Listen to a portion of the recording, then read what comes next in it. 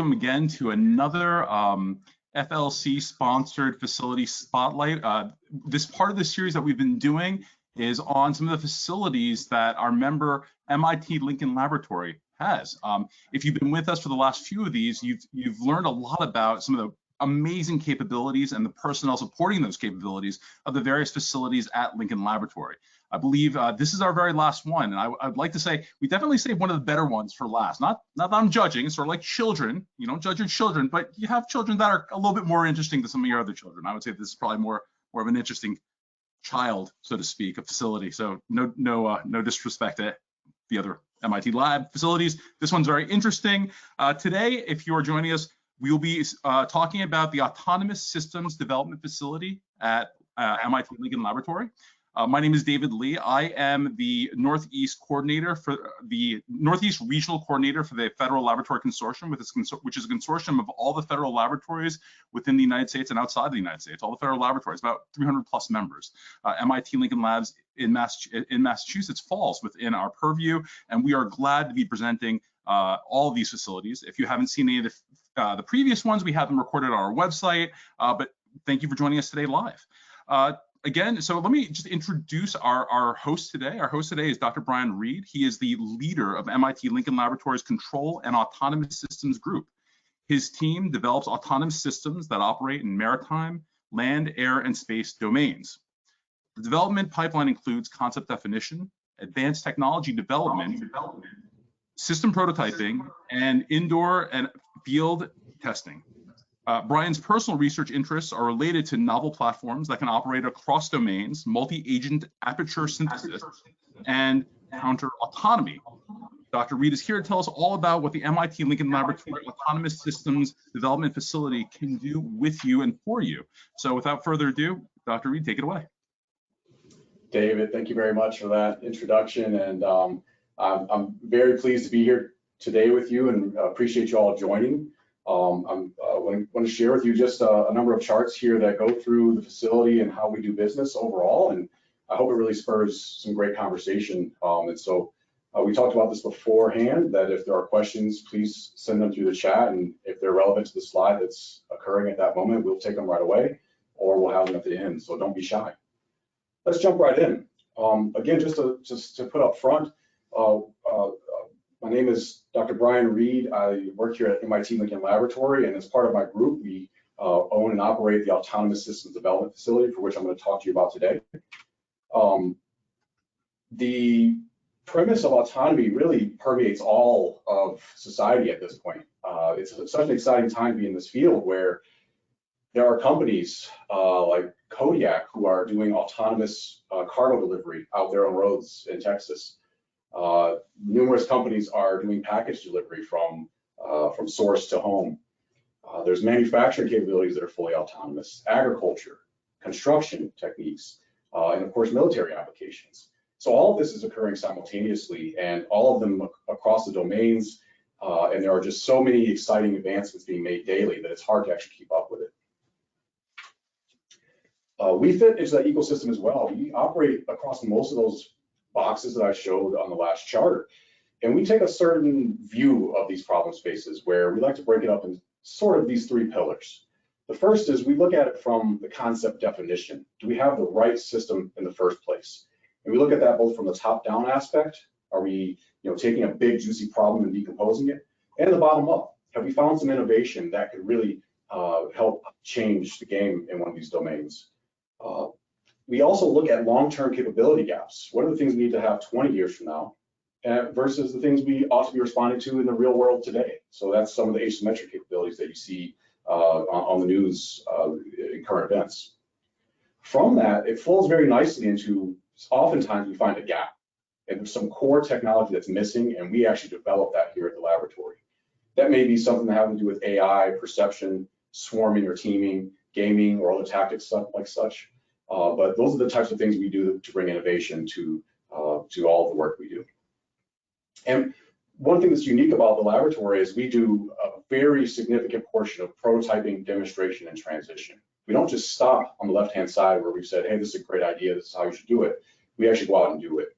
So we do rapid prototypes of things that maybe are very low cost. but we also do things that have a higher bar that maybe need to be demonstrated in a very realistic environment.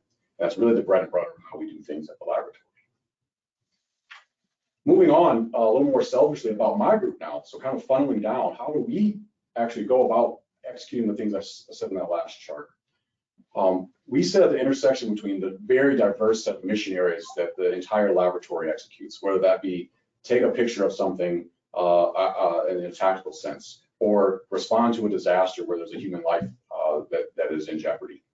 We then merge that with things that are going on in the industry, but also things that we've developed here organically at the laboratory that may be very advanced computing, communications, cyber, and other things that I have listed here. And we bring those together into our autonomous system development team, where we maybe develop those algorithms further, we implement them, we go and prototype them, we go out and test them. But in order to do that job fully, we also have a digital and physical infrastructure. And that's kind of what we're here to talk about today. The Autonomous System Development Facility, ASDF, is shown here. Doesn't really do it justice to show it to you on a chart here, but it is quite impressive when you walk inside. It is very, very large. You see the dimensions shown here. It's about 70 feet deep, 200 feet wide, and about 30 to 35 feet tall, depending on where you measure. Quite enormous. It has really two main areas. Kind of on this picture, the left and the right half could be one contiguous area, and it can be separated down the middle with a net, depending on what type of testing you're doing, or if there's multiple people doing testing there at any given time. The entire facility is outfitted with motion capture as well. Those are all the red little triangles that are shown here. Motion capture allows you to essentially have the source of truth. If you want to fly a drone or roll a robot around, you may be testing out some new algorithm that says go from point A to point B, and you can sit there and watch it, but you may want to have a physical measurement of that actually occurring. And that's the truth that motion capture provides. It's very similar to the technology that you're all used to from Hollywood. We see people in their green suits and they have little small reflective balls on their bodies, all distributed. It's the same technology is used in this case. So we maintain this is one of the largest of those facilities available to the type of customers that we interact with most often. We do consider this really a world-class facility that enables this research and development of autonomous systems that I talked about in the last few slides. We talk about how this is a multi-agent, inherently ability to have multiple agents flying or rolling at the same time, and it's multi-domain. So we say multi-domain meaning we can have robots on the ground, vehicles in the air, and then the endless water tank that I didn't discuss here in the center middle is also another asset that allows us to test maritime vehicles, whether they be surface or undersea. So you can imagine having an interesting collaborative autonomy program where all three of those domains are simultaneously operating and working together in a very highly instrumented and controlled environment. This does focus very much on the physical piece of our infrastructure, but this does map very nicely into all of our digital infrastructure as well, where we do simulation, maybe prior to coming here to the ASDF, but then we do that indoor tests and then go out into the field. So with that said, I'm going to transition to the video. So Catherine, if you want to go ahead and play that for us.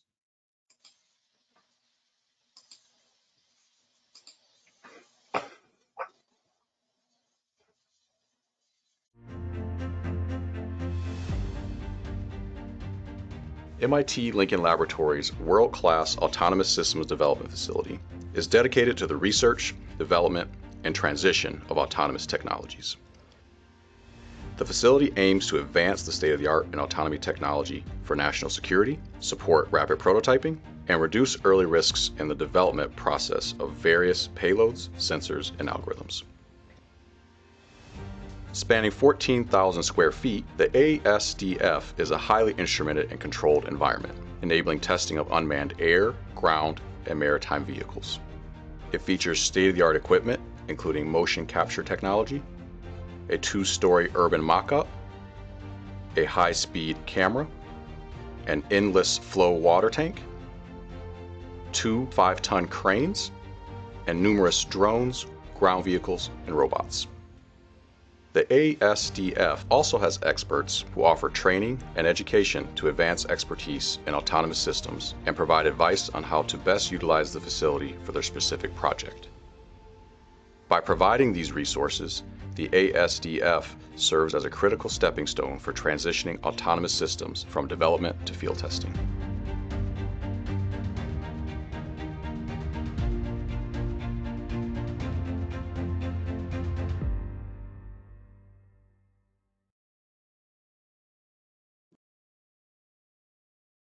Great, thank you very much. So we put that together for this event so that we could have that posted on the website after the event, have it be accessible. I believe these briefing materials will also be accessible. But you want to show some of the capabilities in a very truncated fashion, and I'm going to continue down this path now on talking about some of the specifics that go along with that video. A couple times I've mentioned motion capture, which is shown on the screen at this moment, where we have this very large volumetric facility, and to have it fully outfitted with 56 currently, but we're also upgrading that at the moment with another 15 to 18 OptiTrack 41s. These are kind of the top of the line availability, available cameras. They provide 6 degrees of freedom coverage so that you can have your vehicle's position to 1 centimeter, but also its attitude. This is very important where you may not just want to know physically where in the space, in three space, but you may want to know where it's pointed as well. So maybe there's vehicles that are collaborating with each other, or they're supposed to be tracking or following a human or whatever they're trying to accomplish. It also does it at a relatively high rate so that you can imagine vehicles that are moving fast, you don't want to have too much blur in their position as a function of time, since we're trying to provide that truth. So on the right-hand side here, I'm showing one example. This is actually an image from the motion capture system. Although we don't use it in that kind of surveillance mode, this is what it sees. It sees the vehicles, it sees a lot of the space, and there are many overlapping fields of view, so you get different perspectives as well. So we use this basically on a daily basis to, in this case, you see ground vehicles running around, and we're tracking them with respect to each other, deciding who maybe had the more optimal path through the race, who came in first versus second, which is very timely based on how the Olympics and some of the close races we saw there. So we do the same type of thing in this facility, but with robots. In addition, we have a number of other types of data we collect on a routine basis. On the left-hand side, the full coverage surveillance, right? This is just video of the facility so that you can see your robots in that kind of top-down view. We have side view as well. Very helpful when we set up different obstacles, and you may want to track what the robot is doing beyond the obstacle. Being a human at the ground level may not be able to see all of that, but we have video from multiple angles, helps fill in for some of that. High-speed video is another one that's very useful. So you can imagine doing drone racing, which is shown in the photograph I've selected here in the middle. You want to see how well it does as it makes a very tight turn when it goes through one of the APROTAC gates. Having high-speed video, particularly when you're going at sort of class of 1,000 frames a second or greater, allows you to see that, to see the dynamics of the vehicle as well. So that's very helpful. Maybe you're trying to track collisions, or maybe you're trying to do some other type of fast-moving detection. So we have that available. We also have a number of other cameras that are able to capture all sorts of data. Of course, things like GoPros, things that are a little more boutique, like FLIR cameras. These allow you to see in the thermal environment, so that maybe you're trying to see how hot the battery is getting as it flies, or how far away you can see it in thermal imagery. So we have all those available, and additional tools that are not shown here as well, but these are just a sampling to give you a flavor of what we do on a daily basis. When folks come and test here at the laboratory, my team and other teams around the laboratory, it's critical that you have on-site integration facilities. And so this is a picture of it here. I promise you our lab is not as clean as this photo implies. It's much more chaotic, but there are ESD benches that are available for the type of sensitive electronics that we all deal with on these vehicles. There's the kind of hand and power tools where you need to make a modification in real time. They're right there. And then there's all the equipment one might expect, whether it be LiPo battery charging stations, soldering irons, digital multimeters, or oscilloscopes, what have you. That's all there on site and available for real-time usage. And anything specialized we need, we have at the laboratory, we bring over on a case-by-case basis. Moving on a little bit to the systems and the facility themselves and how they kind of play together. Starting with air, it's probably the more popular of the domains that we have folks interact with. We have more assets than I can probably list on this chart. But we have everything from very small, kind of hand-sized UAVs, all the way up to multi-meter, kind of large fixed-wing and multi-rotors. One of that we have here, the Harris H6 is listed, is actually a sort of hybrid power plant where it can actually run off of petrol, off of gas. Allows you to have much larger payloads and also much longer endurances than you may be used to. But we leverage all of these for a variety of programs inside the facility where you get to make use of that full 300,000 square feet of airspace. So we often have posted sort of drone race kind of challenges here in the facility. So we set up multiple of these nets, and folks can navigate through that and race against each other and shoot for the fastest time. And having that large volume to be able to set up a challenging test of people's algorithms is really, really beneficial.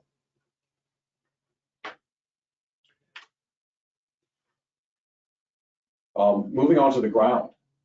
We mentioned 300,000 cubic feet, but also now we have 14,000 square feet of ground space. We have maybe not as many assets, but still a pretty good supply of ground robots. Things like the Unitree and Boston Dynamics' Spot are the quadrupeds. They're very popular these days. It's a pretty emerging environment around those. We also have things like the ClearPath Husky or Turtlebots that have a lot of unique integration capabilities as well, so we use those very frequently. We do have robotic arms that allow you to do manipulation tasks. Those are maybe used less frequently, but they are available, and when we have a use for them, they are very interesting to incorporate. And then lastly, one of our educational platforms that is pretty popular with our MIT campus partners is called RaceCar. We use that to deploy very advanced algorithms with LiDARs, with perception algorithms, and try to do some of that autonomous racing that I showed a couple of charts ago. One thing I didn't mention on the other charts is we also have this urban mock-up. It was sort of mentioned in the video very briefly. Think of this as a two-story environment where you can take ground vehicles or air vehicles, go upstairs, so you can test out how well Spot can do stairs, and then you can have them do manipulation tasks, maybe open a door, open a window, or fly through a window, and then do an investigation task in there. The reason why I bring that up is we still have that same type of truthing available to us. We have an additional 12 of the lower end cameras because we don't have as much distance to cover the Prime 13s. Those are inside their mock-ups. So you can imagine now that multi-use space where you could have something in the maritime domain, the ground, the air, and then go inside of it in an urban environment where things can be very challenging actually.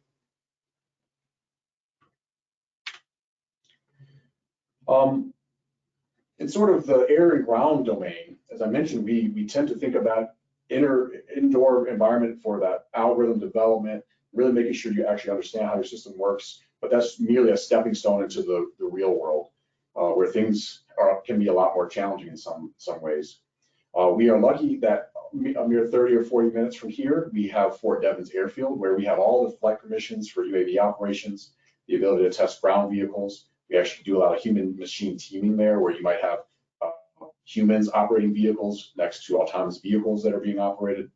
So it's a really nice ecosystem we have where we're only 30 minutes away from MIT campus, but only 30 minutes away from this really nice test capability. One thing that's emerging here is this what we've called the mobile command center. We do so much testing that we've realized there's this need for just a setup with the computing resources, the power generation, the tools, the command and control, all in one spot that can just show up instead of having to piecemeal it together every test and wasting time. So that's something that we expect to actually be delivered potentially even before the turn of September, but certainly by September, that we see as a very critical part of taking things from the ASDF out into the field. So circling back to the maritime environment, this is probably the place where we have the most opportunity for growth and therefore have the fewest number of assets in terms of the kind of uniqueness of them. We have the ClearPath Heron, which is a catamaran style vehicle that allows us to do a lot of really quick and dirty testing. We have Blue ROVs, which are these tethered unmanned underwater vehicles, very highly customizable. Then we also have a very high-end Remus 600, which is very useful for those boutique situations where you want to go long endurance or very deep depths. In terms of the facility, how we use it, it's not to necessarily test the navigation capabilities of these, right? With the size of the facility here shown, this laminar flow tank, it can go to 3 knots, which is great for testing propulsion systems. It's 3.5 feet deep, so it's good to give you that water soundness test, but it is not something that you're gonna go off and do a big, large-scale demonstration of a clear path heron doing loops. It's just not big enough. But we really do see a lot of premise and promise for us to go and do these combined demonstrations where you've got a vehicle who's maintaining, station there in the maritime environment. You've got an air vehicle flying over, maybe providing reconnaissance, and you've got a ground vehicle maybe going off into an urban environment and doing a manipulation task. So that's kind of what we see as the future. We also have a larger future for what it means to do this testing in the maritime domain. So I mentioned we have a relatively small facility for maritime, but we think that we've been leveraging to great effect the MIT Marine Autonomy Pavilion. We are really great partners with them. We have a lot of our equipment down there, and that gives us access to the water on the Charles River. We also want to then go think about the future. What might it look like if we have the ASDF, which I just showed you in a few charts, but if we have that in the water? We have it on top of the water on the surface, but also underneath. If we can have that sense of truthing, that would be very enabling for some of the autonomy we see going into the maritime domain. So those are things we see coming next. And so by way of summary, MIT Lincoln Laboratory is really in the mix of all of the autonomous system development from the ocean to outer space and from concept to fielding. So we really try to be that full development cycle. The ASDF, I just told you a few details about, is really one of the keys we see to being able to quickly demonstrate things, learn fast, fail fast if you need to fail, and then get out to the field where things you're really deploying in the real world.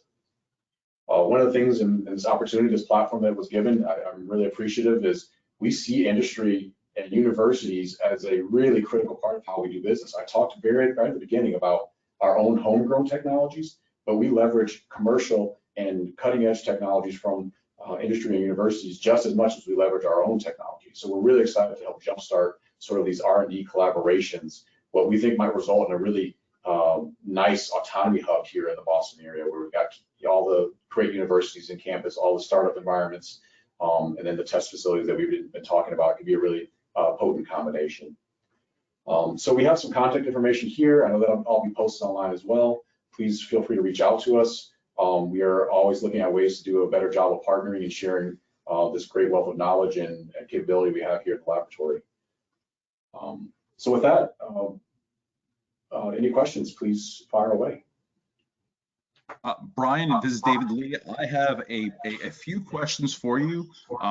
Tremendous facility. I'm sure you see all kinds of very, very novel technology.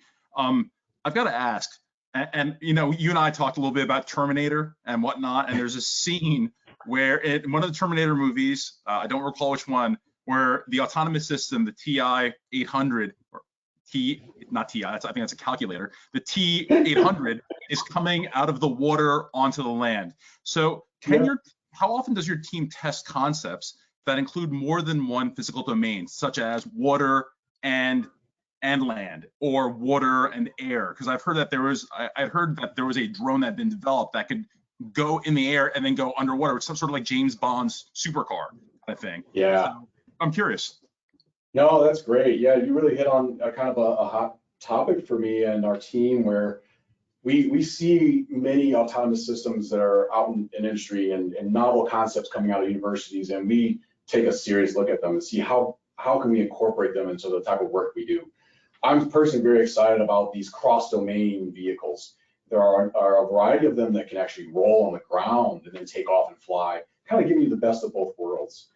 Some of the work we do has been for the Army, and actually they're available on our YouTube as well, where we've been working with the Ground Vehicle Systems Center to kind of pair, not one vehicle that can do both, but pair a ground vehicle with an air vehicle. So you get the payload and the ability to maybe carry humans on the ground, but you get the purview of going way high and having that perch and being able to decide what's road, what's mud, where might you get stuck and optimize. So that's one area where we do the collaborative. But we see a lot of promise for these multi-domain, kind of more boutique systems. We don't do a ton of that at the moment, but that's something we've been talking with a lot of, actually, as I mentioned, university and commercial companies who are starting to develop these, and to see where that goes for the types of problem sets we work. So that's a really great question that you had. I mean, it's you know, it's just interesting because I know that the Coast Guard has developed a drone to like a long range drone for, and then someone had said, hey, why don't we pair that with a UAS system that we, so Yeah. sort of a, you know, UASs on top of UASs, and That's from, right.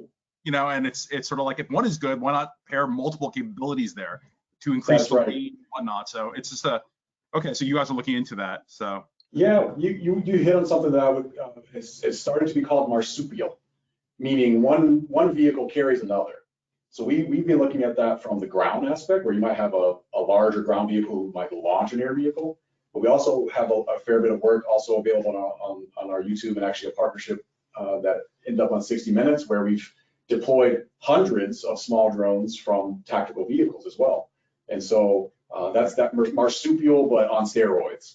that's all. That actually goes to the next question. But I actually got a text from a buddy of mine who's watching this, and he says, hey, how do they capture data across multiple platform software systems, air, land, and maritime?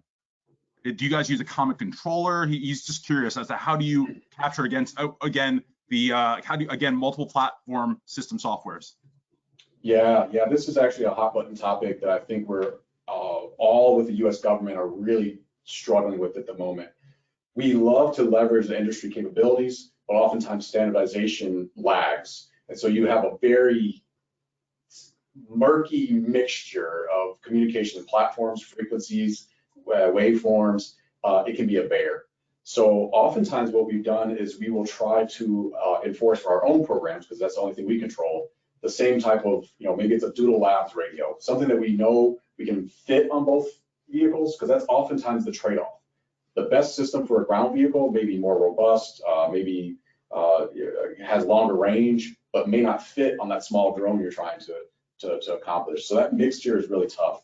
A lot of what I see out in the US government is also trying to think about this big system of systems problem, where I think that the buzzword is kind of called JADC2, Joint All-Domain Command and Control, I think. So I think that hits on your friend's question. It's something the laboratory is heavily involved in, something my group doesn't specifically work in as much, but I think that hopefully answers at least part of the question that was asked. I think it probably does. Another question that he asked, again, this is my buddy. This isn't me. This is actually a friend of mine who's actually texting me currently. He says, are you looking into the testing of AI autonomous functions for these systems?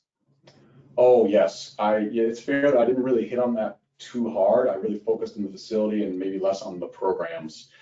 If I had to hazard a guess, probably of order half of the work we do in this facility and in my group involves AI in some way, whether that be a perception algorithm that says, hey, we need a neural net to do image segmentation or semantic segmentation of some sort, whether that be in the planning phase where you've gathered that understanding and you now want to go off and plan around the environment, leveraging artificial intelligence in that. And even in the control, maybe less so there, but we also look at how we might use it, reinforcement learning, to devise controllers that are going to maximize the utility of the autonomous system. So an emphatic yes. A lot of that work is done on our more basic research line as well, where we are looking at all kinds of, the hottest algorithms that are coming out of universities and trying to pull them into the domains that are interesting to us, where, maybe there's something that a college student did in his dorm room and it works there, but it doesn't work when we expand that out to outdoor environments, for example.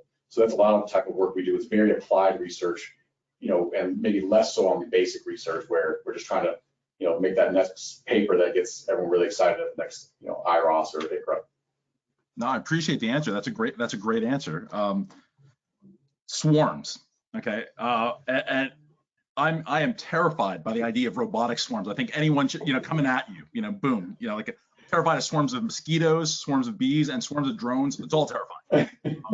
And I've seen some really interesting stuff. So I was watching the New Year celebration over Seoul, in Seoul, Korea. And rather than have fireworks, they had lit drones with different colors, and a huge swarm that they could actively control. Now, how practical would something like that be to test out, like a large-scale drone swarm inside of the ASDF?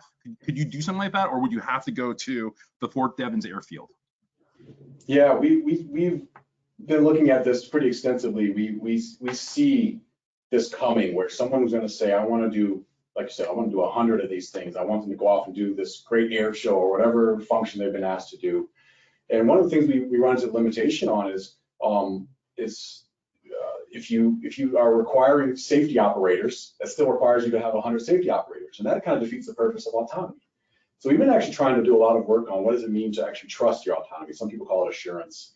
And you know, I would like us to be so sound in our belief of how we've designed our algorithms that I would be in the same room as that drone flying at 100 miles an hour. So we're working on that.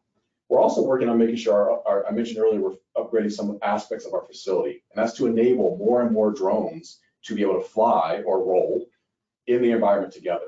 We're sort of limited to, I'm going to make up a number, a dozen or 2 dozen at the moment for a variety of reasons, as I just discussed. But we'd like to get to that point where we could fly, say, 50 or 100 indoors. I think it'd be a truly impressive demonstration that not too many other people could pull off, given the scale, the sheer mass of volume that we have available to us. So it sounds like you have some capability and you're hoping to grow that capability then. That's right. So take it from a dozen today to several dozen in the next, hopefully, less than a year. I think that's great. I mean, it seems like swarms of drones, you know, and obviously it's a complex architecture, systems and whatnot. I mean that seems to be a lot of the future, a lot of what we're seeing. I mean, that display in Korea just blew my mind. I mean, they had stuff written in the air, you know, with LED lights and drones controlled. I'm like, how do they do this without them all crashing into one another and just overloading a central system, you know? And it's actually a key point. You know, I mentioned earlier a demonstration we did actually close to 10 years ago now that involved over 100 autonomous agents. So that was well before I would think that most people would say swarms were cool and they were in vogue. And there's a lot of challenges. The one that you described, these are really sort of pre-programmed displays. This is almost like, I want you to go here, you go here at this time, and now I want you to move. So that's relatively pedestrian, I would say. It still takes a lot of great engineering. I'm not saying that, but it is not something that I would consider overly difficult to achieve today. Where a lot of the problems we are involved with add several layers of difficult. You need to maybe operate in a place where you don't get free operation in the air. Maybe someone's trying to swat you out of the air. Maybe you don't have access to high quality GPS or Wi-Fi or a controller. And so all those complications force more autonomy onto the platforms. And that's where they need to be able to sense and avoid each other. They need to modify the plan if one of the drones maybe falls out of the sky, for example, just because they ran out of battery. And they need to self-heal. So those are the types of things we work on that if we know it's accomplishable in industry, we recommend our sponsors go to industry and have that capability delivered to them. And so we try to layer on things that are maybe not achievable. The same could be said in the ground domain. We work a lot on ground autonomy. And so some of you might be thinking, well, doesn't Tesla and Waymo and Cruise have this all figured out? The answer is, first off, no. I think we've seen they've had great, tremendous success. They've also poured billions of dollars into that specific industry.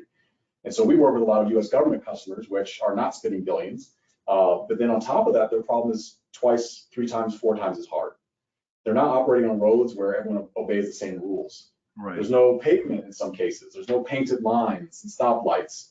And so a lot of those challenges become even harder to think about doing Waymo, but do it off-road in a place you've never been now without a pre-programmed map with a GPS guidance going for you.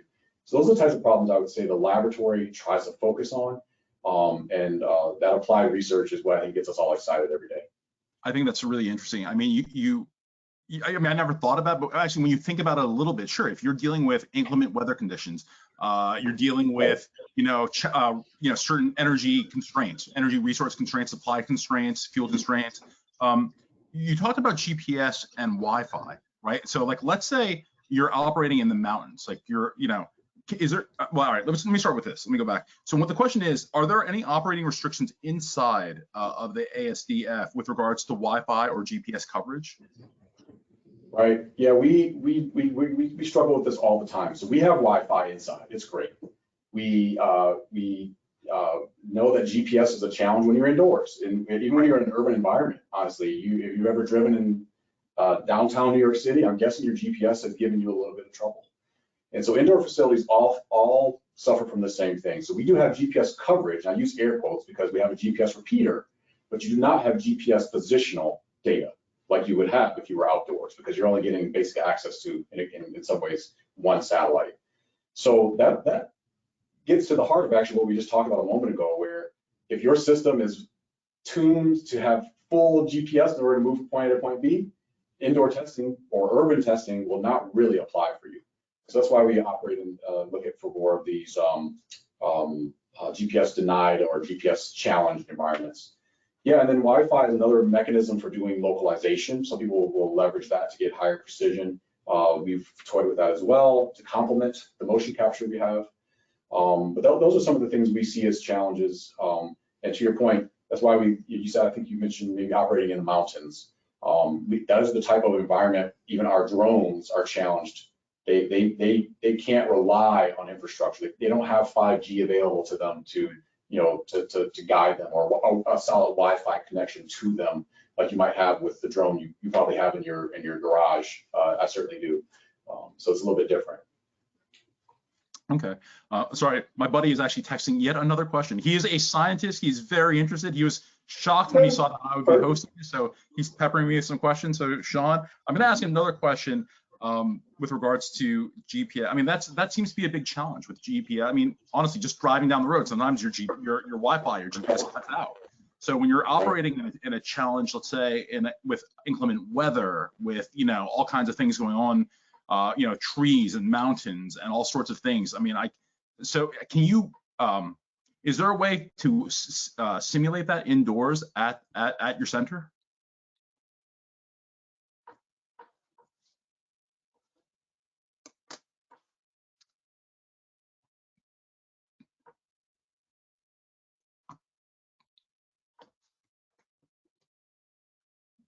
Dr. Reed, I think I can't hear you. Are you on mute or?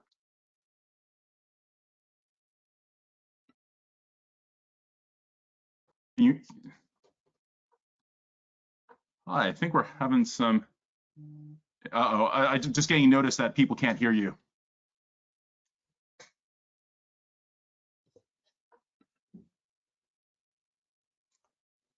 It looks like it might be on your end. I'm wondering, would it be possible for you to come out and maybe come back in again?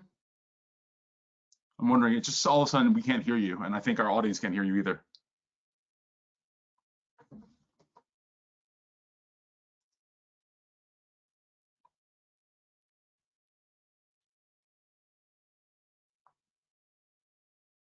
It's okay, it's Skynet trying to cut you out. Right?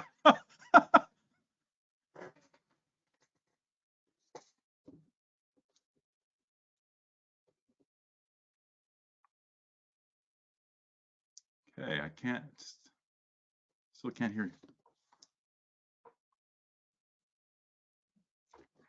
So, ladies and gentlemen, Dr. Reed is going to come out and come back in. So hopefully we can get him on the microphone. I know we have a couple of more questions. So let's just hang tight a little bit. There we go. Unfortunately, you get all this, which is probably not as cool, but coming soon. Okay.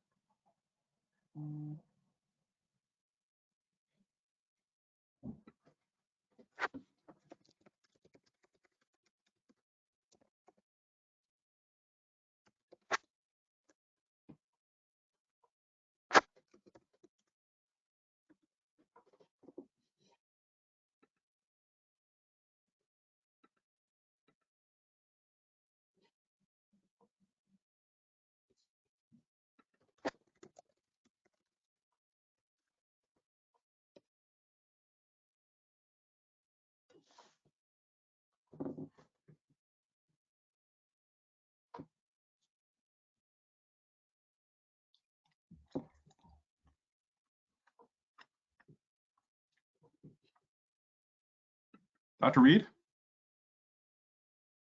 Brian, do we have you back? Still can't hear you though.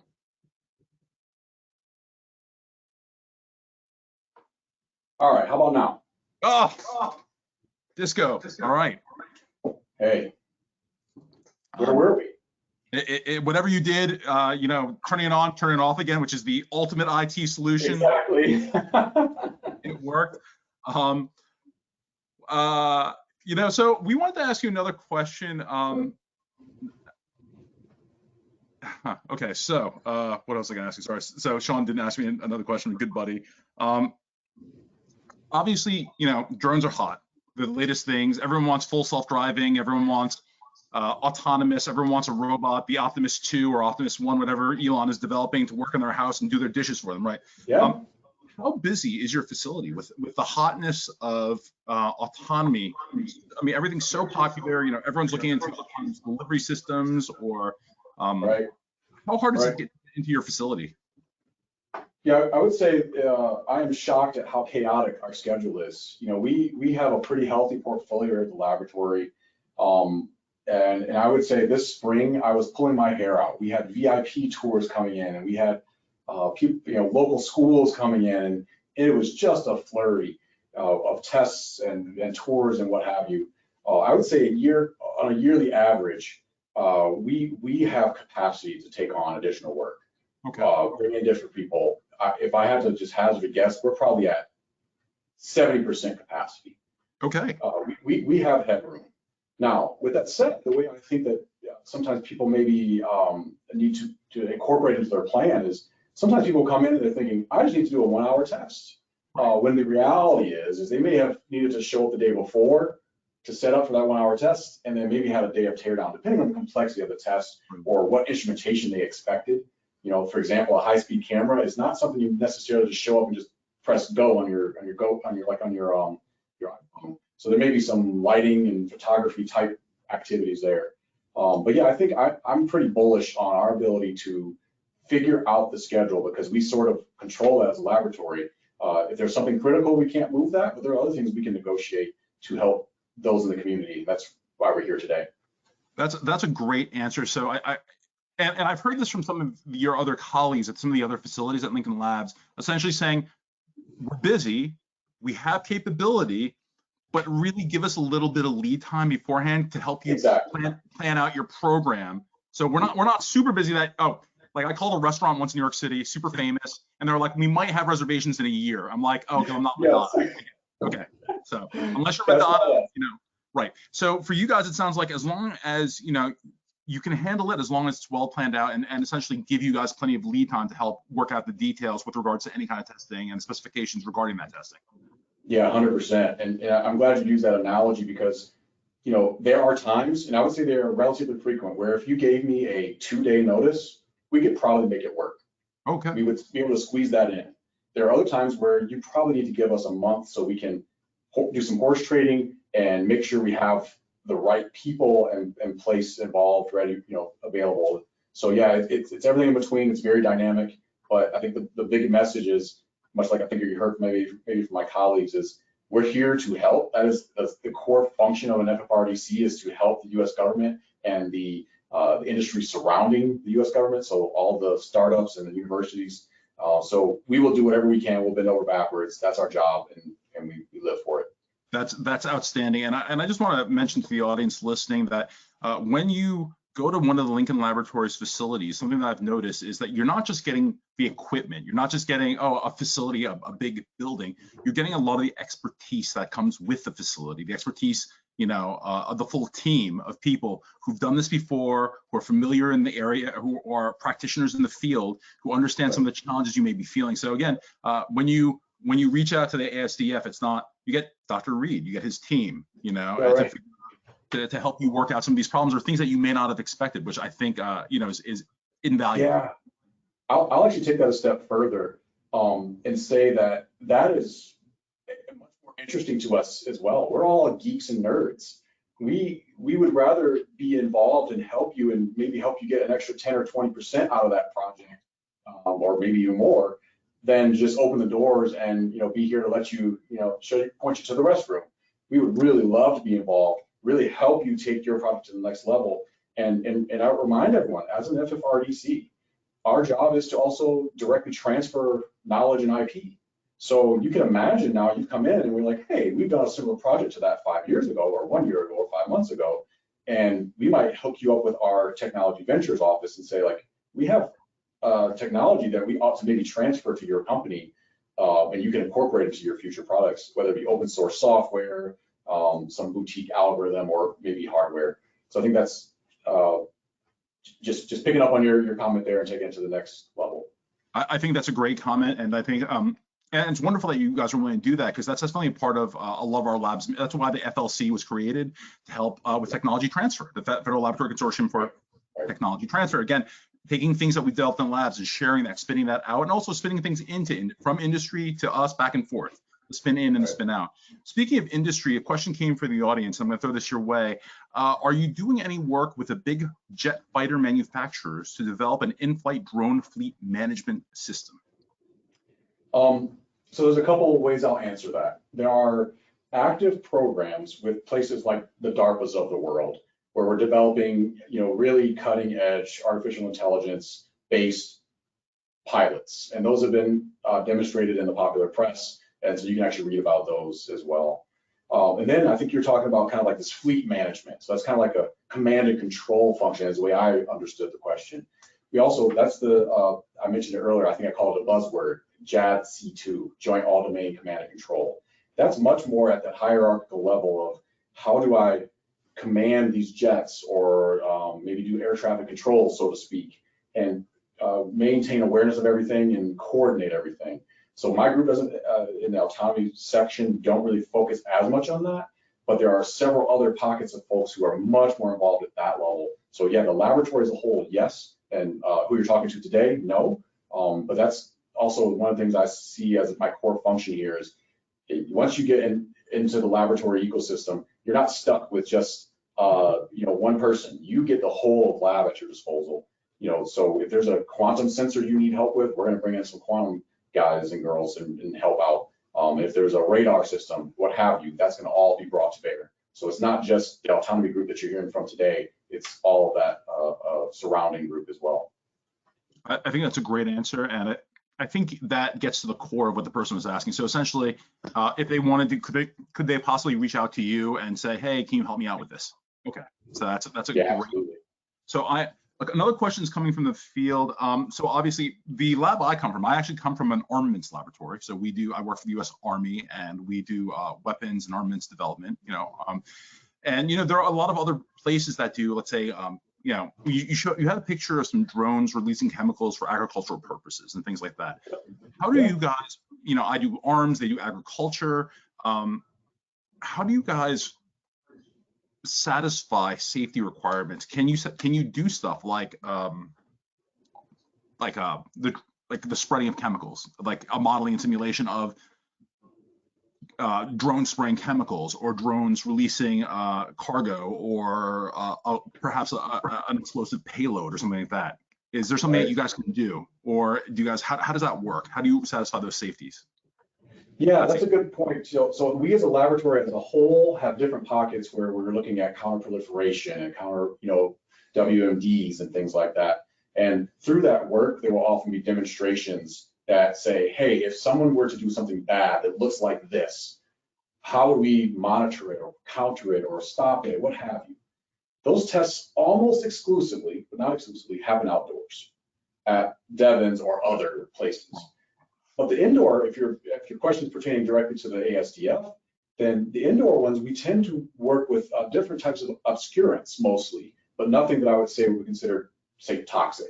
Since it's an indoor facility meant for human inhabitation, we do have a smoke and fog machine, and we're looking at other ways of that. Can we really crank the humidity, for example, for different types of environments? We are constantly looking at ways that we could be more useful to people who want to come and test by changing the way we control the environment. Because right now it's a relatively sanitized or sanitary space where it's pretty clean.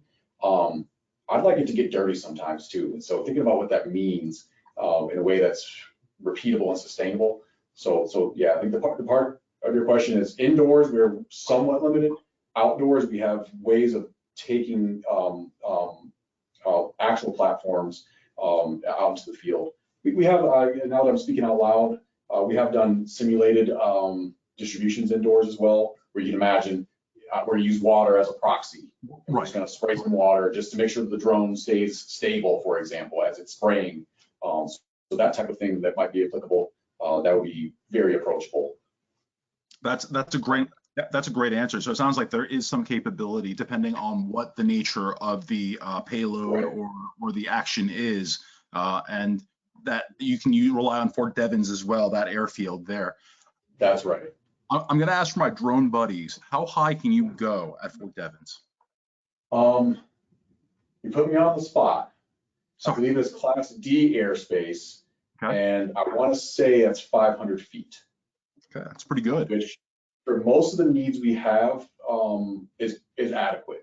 There are times where we stress that and we'd like to go higher. You can think of like a glider, for example, that has a really long, really high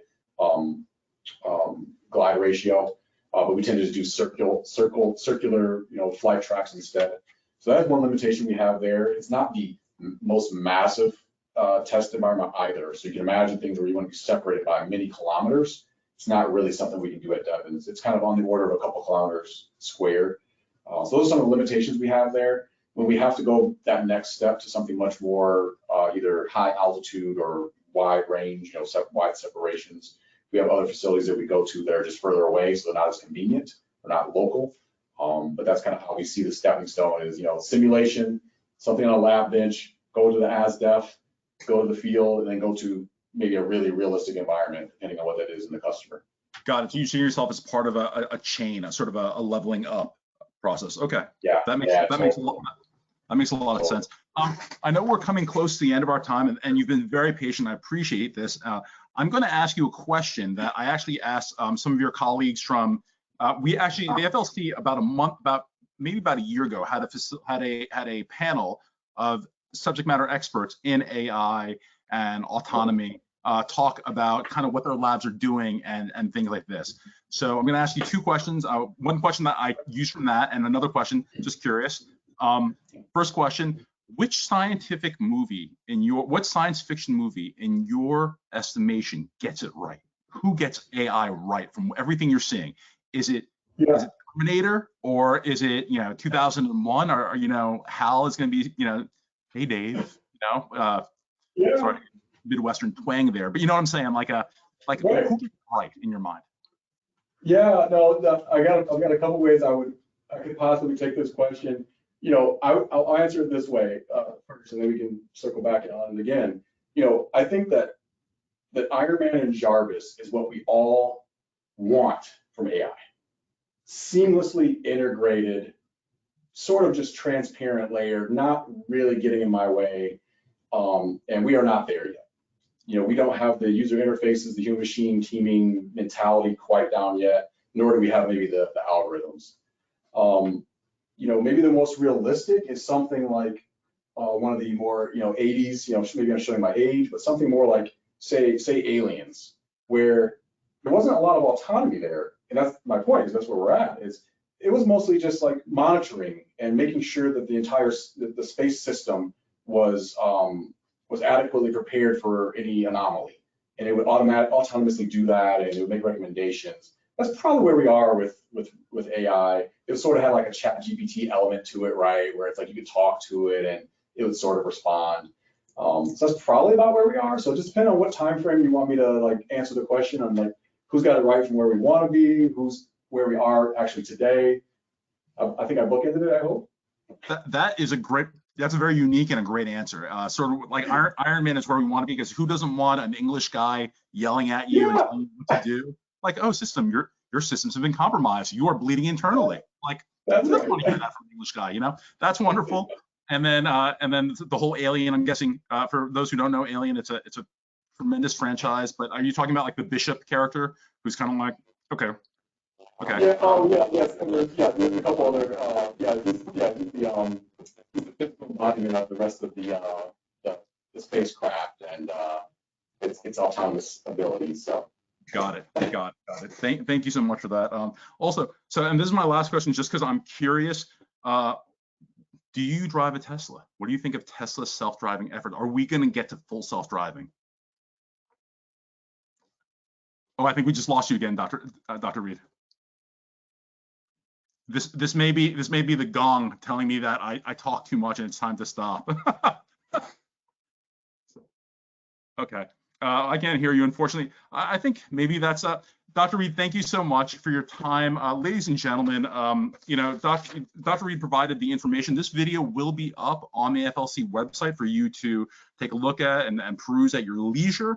Again, the Autonomous Systems Development Facility, if you have autonomous systems that require some testing, definitely feel free to reach out to Dr. Reed and his team. Again, with the facility, it's not just a facility, but it's Dr. Reed and his team working with you to solve the answers that you need solved and to help you overcome those challenges that you may have. So with that, Dr. Reed, thank you so much. And thank you so much to Catherine and Jamila for helping us out with this today. Thank you. Have a great day, everybody.